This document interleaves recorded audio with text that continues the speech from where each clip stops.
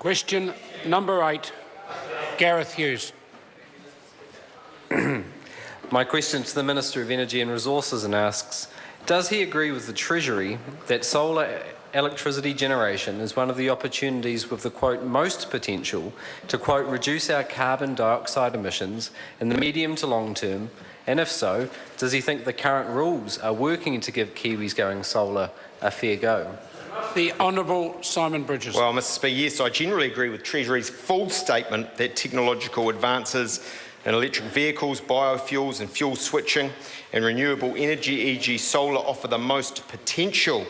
I also, in answer to the second part of the question, think the rules are fair. That's why solar PV rates have skyrocketed since I've been Minister. Supplementary question, Gareth Hughes. To the Minister, so why does a country of only 4 million people have 29 different regional rules, forms, fees and resource consent processes for someone to just put a solar panel up on their roof? The Honourable Simon Bridges. Mr Speaker, I'd have to check those facts. I think actually what we've got is an incredibly successful electricity market with an electricity authority and a piece of legislation that's very simple. I appreciate the member wants to wreck with that, but I don't accept that's a good thing to do.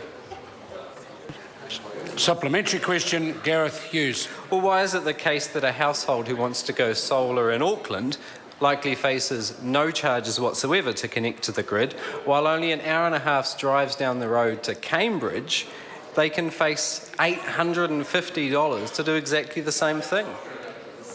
Speaker. The Honourable Simon Bridges. I find that hard to believe. In fact, as I say, it's a very competitive market in relation to solar, for example. What we know is there's a range of retailers offering quite a number of buyback schemes in relation to excess generation, actually a number of them above the wholesale price, and in one case in Auckland it's over double. So I think it's a very competitive market delivering what's required, and as I say, solar is going up exponentially.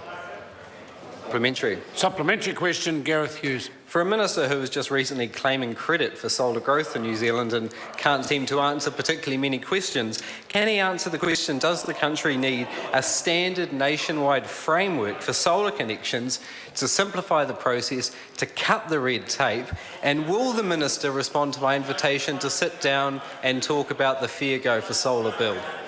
Either of those two supplementary questions, Speaker, the Honourable Simon Bridges. I'm stung by that personal attack, but can I say, Mr Speaker, we have an excellent system for solar.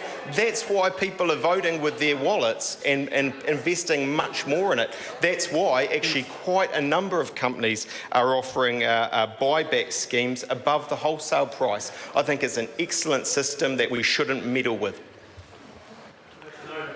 Question number